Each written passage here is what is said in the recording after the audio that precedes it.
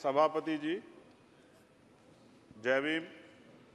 महामहिम राष्ट्रपति जी के अभिभाषण पर धन्यवाद प्रस्ताव पर बोलने को आपने मुझे अवसर दिया, इसके लिए मैं आपका आभारी हूं।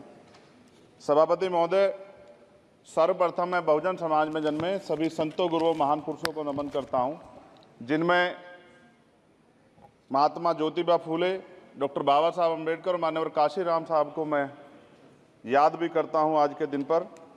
साथ साथ नगीना की महान जनता और भीम आर्मी और हमारी पार्टी आज़ाद समाज पार्टी काशीराम के साथियों का भी धन्यवाद करता हूं।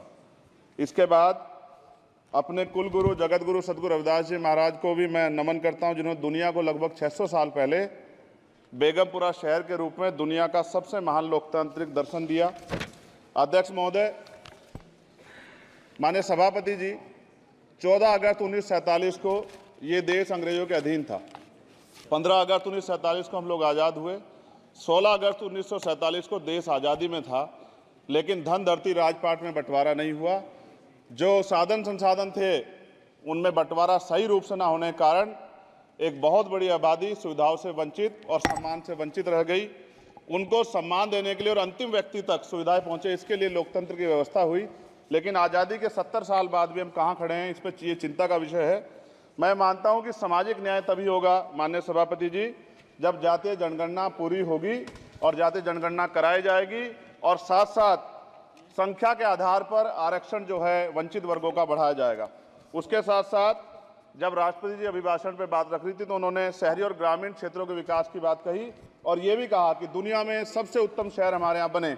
लेकिन माननीय सभापति जी, 70% आबादी तो गांव में निवास करती है, तो गांव की आबादी के बारे में भी सोचना होगा कि उनका जीवन कैसे बदले। माननीय सभापति जी, उच्च शैक्षणिक संस्थानों में बहुजन समाज के जो छात्र हैं उनके साथ कास्ट एट्रोसिटी हो रही है, निरंतर उनकी हत्या हो रही है। साथ साथ जो सरकारी कर्मचारी हैं दफ्तरों में, उनके साथ भी जो SC ST OBC और मुस्लिम और अन्य धार्मिक अल्पसंख्यक हैं उनके साथ भी माननीय सभापति जी जातिगत और धार्मिक जो है शोषण किया जा रहा है।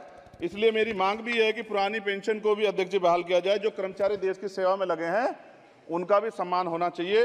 साथ साथ सभापति जी, भाजपा ने चुनावी लाभ के लिए सबका साथ सबका विकास के नारे दिए जो खोखले हैं, क्योंकि 10 साल में दलित, पिछड़े, आदिवासी, मुस्लिम और अन्य धार्मिक अल्पसंख्यक जो अत्याचार हुए हैं वो किससे छिपे हुए नहीं हैं। ये गलत है, ये बंद होना चाहिए।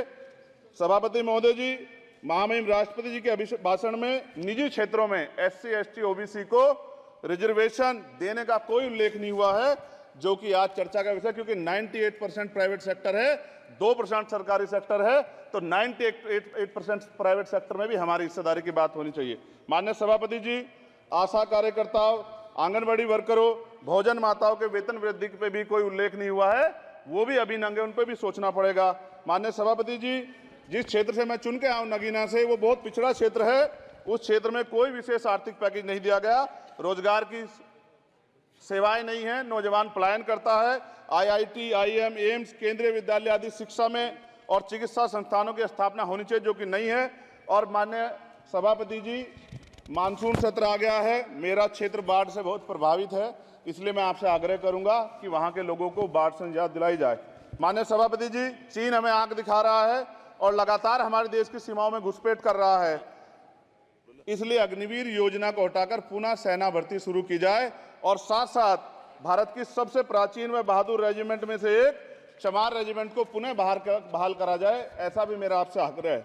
माननीय सभापति जी, पिछले सारे प्रधानमंत्रियों ने मिलकर जितना कर्ज लिया है उससे दुगना कर्ज हमारे वर्तमान के प्रधानमंत्री जी ने लिया है। किसान अगर अपना कर्ज माफ कराने के लिए जाता है तो लाठी झेलनी पड़ती है, जबकि सरकार ने धन्ना सेठों का 15 लाख करोड़ रुपया माफ किया है। इस ओर हमें ध्यान देना पड़ेगा, हमारी आने वाली पीढ़ियों को ये कर्ज चुकाना पड़ेगा। माननीय सभापति महोदय जी, किसानों को MSP की लीगल गारंटी तथा किसानों का कर्ज माफ होना चाहिए। साथ साथ 2 अप्रैल 2018 को SC ST के बच्चों पे बहुत बड़े पैमाने पे मुकदमे लगे थे, वो हमारी लड़ाई सही थी, ये सुप्रीम कोर्ट ने माना और बाद में सरकार ने माना, वो मुकदमे तुरंत वापस होने चाहिए। माननीय सभापति जी, प्रेस जो है उस पर भी शिकंजा कसा जा रहा है। जो पत्रकार सरकार के खिलाफ बोलता है नौकरी से हाथ धोना पड़ता है, और सोशल मीडिया हमारा हथियार है, उस पर तरह तरह के प्रतिबंध लगाए जा रहे हैं और विरोध करने वालों को सोशल मीडिया हैंडल भी सस्पेंड करा दिए जा रहे हैं। साथ साथ सभापति जी, पेपर लीक और परीक्षाओं के कैंसिल होने से देश के नौजवानों का भविष्य खतरे में है। नीट, यूपी सिपाही भर्ती सभापति जी और 69,000 शिक्षक भर्ती में आरक्षण घोटाला हुआ है, कोई पूछने वाला नहीं, खून के आंसू रो रहे हैं बच्चे, बेरोजगारी का दंश युवा झेल रहे हैं।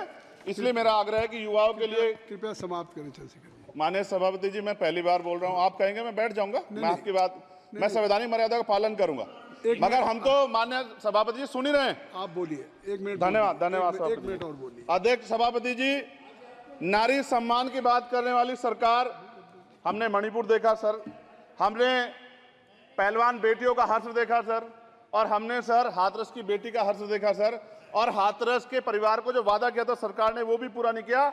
और महिलाओं में भी, स्पेशली दलित, पिछड़े और मुस्लिम वर्ग की, आदिवासी वर्ग की महिलाओं के साथ आज भी एनसीआरबी का डाटा कहता है सर, जो जुल्म हो रहा है वो सहनीय नहीं है सर। साथ साथ कोविड में तैरती, हमने कोविड में बहुत सुना सर, कोविड में तैरती लाशें भी गंगा में हमने देखी है सर, और मजदूरों का हाल भी हमने देखा है। सभापति जी, बस सब समाप्त कर रहा हूं। नोटबंदी पे छोटे मजले उद्योग की जो कमर टूटी वो भी हमने देखी है। सभापति जी, शैक्षणिक संस्थानों, विश्वविद्यालयों में, चिकित्सा संस्थानों में ओबीसी एसटी के योग्य अभ्यर्थी को एनएफएस करके जिस तरह निकाला जा रहा है, लेटरल एंट्री करके जिस तरह हमारे रास्ते बंद किए जा रहे, ये भी हम देख रहे हैं सभापति जी। साथ साथ मेरा ये कहना है सर, ये सबका इशू है कि प्राइवेट कर्मचारी सर और सरकारी भी कई जगह पे 8 से ज्यादा घंटों से काम करते हैं, और उनको जब सर उचित वेतन भी नहीं मिलता, तो न्यूनतम वेतन 20,000 रुपए तय हो और 24 घंटे की ड्यूटी। उदाहरण के तौर पे यूपी पुलिस सर बहुत पूरा काम करते हैं वो लोग, वो राज्य के विषय हैं। आप सर मैं आपके राज्य सरकार के लिए भी आपके संज्ञान में डाल रहा हूँ विषय सर, पुलिस सब जगह है सर, लेकिन सवाल ये है सर, बहुत पसीना बहाते हैं, 8 घंटे की ड्यूटी और वेतन विसंगति, बॉर्डर स्कीम से उनको जो है बाहर किया जाए। माननीय सभापति जी, 1 मिनट चाहिए सभापति जी। राष्ट्रपति जी ने धर्म के बारे में बात की थी, राम मंदिर से पहले हमारे गुरुघर तुगलकाबाद का फैसला आया था राष्ट्रपति जी, वो सभापति जी अभी तक दिल्ली में स्थित सदगुरु रविदास जी महाराज का गुरुघर नहीं बना। साथ साथ सभापति जी, अपनी बात को खत्म करते हुए मैं आपसे कहना चाहता हूं कि जितना देश दूसरों का है सर, इतना हमारा भी है। हम मरने के लिए पैदा नहीं हुए, जो चाहता है हमारी हत्या कर देता है। मूछें रखने पे, घोड़ी पे बैठने पे, मटकी छूने पे हमारी हत्या हो रही है। क्या बदला है सर 70 साल बाद भी? दलित, पिछड़े, मुसलमानों पे हिंसा नहीं रुक रही है सर। मेरा आपसे संरक्षण के साथ ये आग्रह है कि इन घटनाओं को रोका जाए, और देश किसी की बपोती नहीं है, देश संविधान से चलता है सर, और संविधान से चलेगा, संविधान छेड़खानी बर्दाश्त नहीं की जाएगी सर। धन्यवाद।